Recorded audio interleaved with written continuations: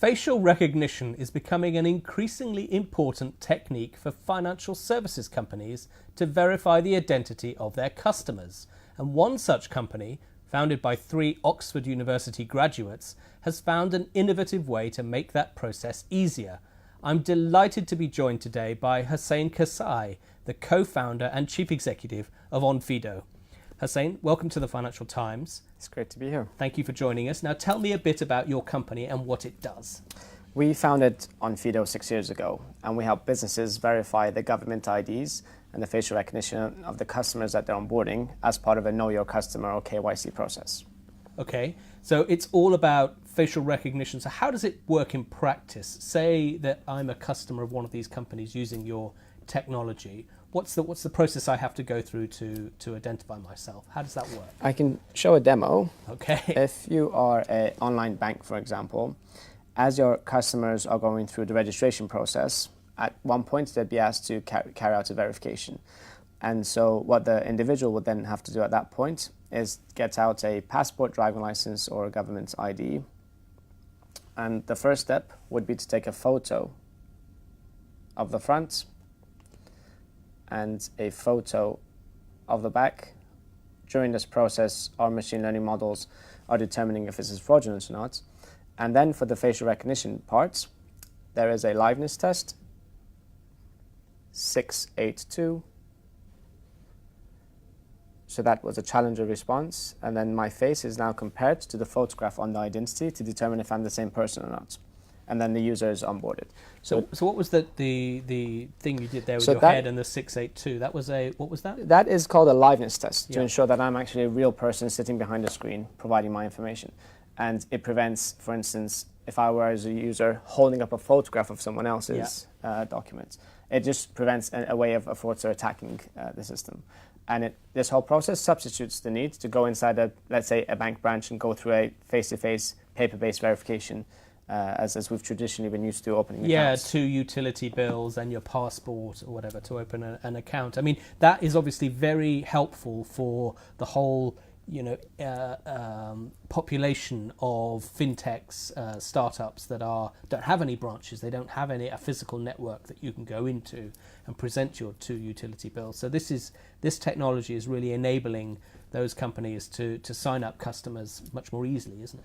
Very much so. So there's 2 parts. One is increasing inclusion, and the second one is convenience. Yeah. A main reason why I started the company was I remember when I turned 10, my parents moved over from Iran to the UK, and it took them 3 or 4 months to be able to open a bank account and be able to rent in their own name, purely because they weren't registered on a credit bureau.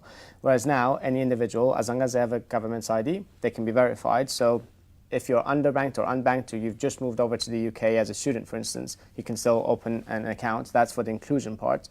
And with regard to the convenience, it's alien to most millennials in particular to have to find a paper-based documents. Most have never seen a utility bill. Walk down the high street, queue up face-to-face for sometimes hours, and wait for 5 days to open an account. Now they want to go online from their home, verify themselves, and open an account in a few minutes. Yeah.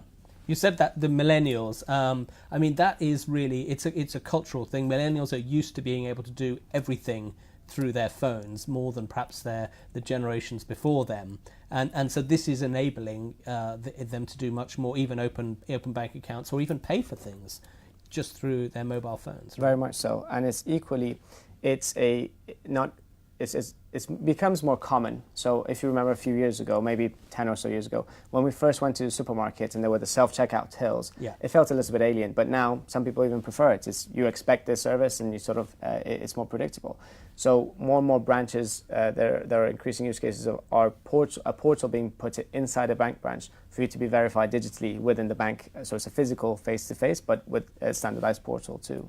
Are you using artificial intelligence in your technology? We are, and that's basically as a result of my technical co-founder. And his university thesis was using machine learning and computer vision to spot wildlife in a series of 25,000 photos of the jungle. So when we looked at how we could verify government IDs and facial recognition, his technology or his thesis was a perfect application. And every time we see an ID, our machine learning models learn the patterns and know what to expect. So with every single check, the models get better at determining fakes. And that's the whole purpose around the product, is we're geared towards helping stop the bad apple, so to speak. and preventing fraud in that sense, just because it's a growing problem. And how secure is this? I mean, really, because couldn't people, for instance, make a face mask of somebody that they're trying to hack into the account of and use that as to get through your technology? So it's the question around fraud in particular. There are some very, very sophisticated class of fraudsters. These have office buildings in certain parts of the world where they're on performance-related pay, sick pay, and they're determined cheating systems. Yeah. So it's, in many ways, we consider it as sort of like an antivirus software. And we tell clients too, there will be sophisticated fraudsters that will be able to cheat the system. But by using machine learning, we're able to detect fakes that the human eye would miss, firstly, and so it's better than any alternative. And finally, with machine learning, it gets better with time, so that essentially even the more sophisticated fakes would be caught. But if you're comparing the normal human eye error rate, usually 1 in 6 is missed. It's far less when you're using machine learning technology, and it's able to learn a lot better too.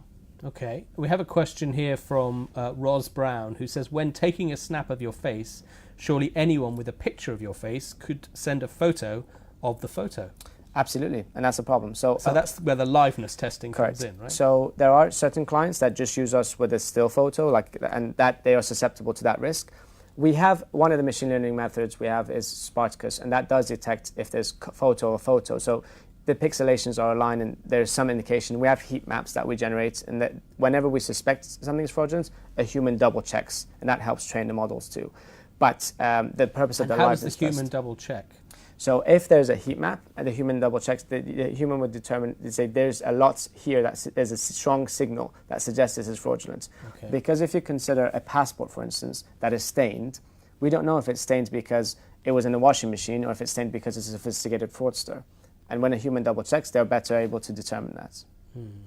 That is interesting. I mean, I've come across a technology that's being talked about in places like China, which is called micro-expression, where it goes a step further and allows banks to ask questions of their customers and video them while they're answering the questions, and do this micro-expression testing, which basically measures, I think, like 40 muscles in your face to check for signs that you're not telling the truth. And there are classic tells that people, look away, or their different movements in their face, different muscles are activated when people are telling a lie. And the machine learns to identify those tells and spots. Have you come across this? And is this a potential use of the type of technology that you've been commercializing? Yeah, so our research team are looking at all the different specific areas, and so I can very clearly see in the future facial recognition will become even more important and more pervasive. When you, our micro-expression example is specifically if the liveness test example, not necessarily whether the person's telling the truth or not, but it's such a strong tool set and technologies that exist now that help banks and other financial services detect fraud in a much more sophisticated way that is going to become a lot more common. Yeah. I mean, we've got some comments here from people. Not all of them sound like they're massive fans of this technology, but it is quite controversial in some places. It's the way we're going to become to be robots, says Dip Nepal. Our daily lives are managed by electronic machines, and we're going to lose our natural rights and responsibilities. It's funny, but it's going to be a bitter fun, says Dip. What do you think about that sort of dystopian view of the future? So I completely agree the current process is broken in that identity verification is just getting worse. You have, as a consumer, you have more and more businesses hold your details. That makes you more susceptible to being the victim of identity theft. 8% of the world GDP is laundered money, which is human trafficking used for, all the illicit purposes. However, if we see the fundamental means to verify your legal identity as a human right, so that whether you're gaining access to healthcare or services or financial services, when you're automating it and you're using it in a digital experience, not only is there a convenience component, but the inclusion. So half the world's adult population are underbanked and unbanked. And that's because for a bank, it may cost 20 or 30 pounds to verify someone inside a bank branch. Whereas if that is reduced to a fraction of that and they can verify you digitally, that means it suddenly becomes economical for them to offer their services to very many more. Yeah. So it's, you have those who benefit from the convenience and others who benefit from, inclusion piece. But broadly, we are very much for privacy first. And the user, not every business needs to hold your details.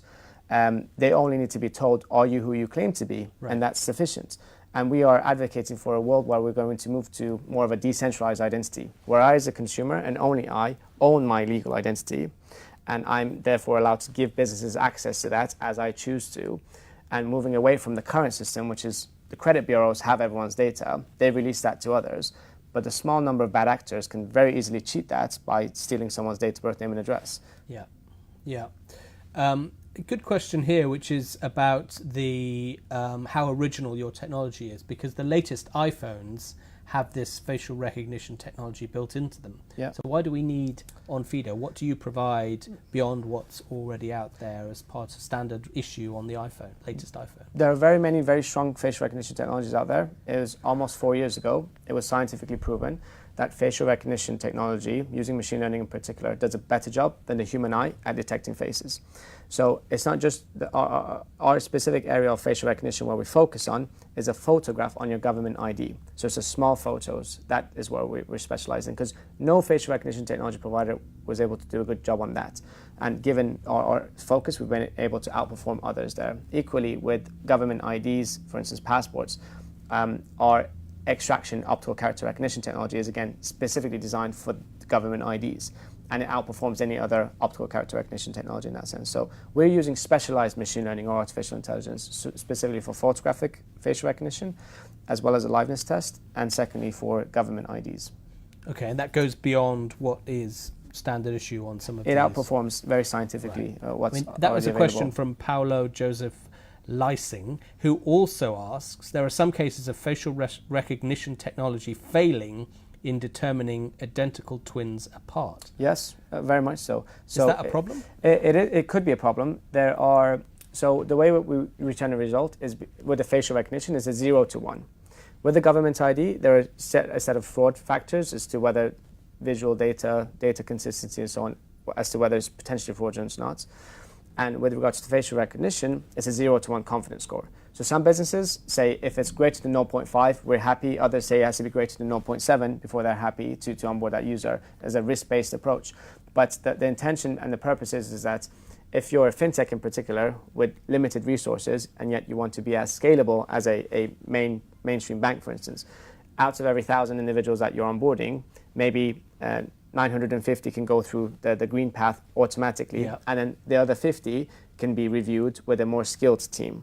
And that's what these additional tools are able to sort of assist with. But will that catch identical twins? It won't catch identical twins. So identical twins, their confidence score may be 0.6 for one and 0.61 further, and they would absolutely cheat their system. It's called the identical twin problem. And all facial recognition software. And there's nothing you can do about that? There's nothing that can be done.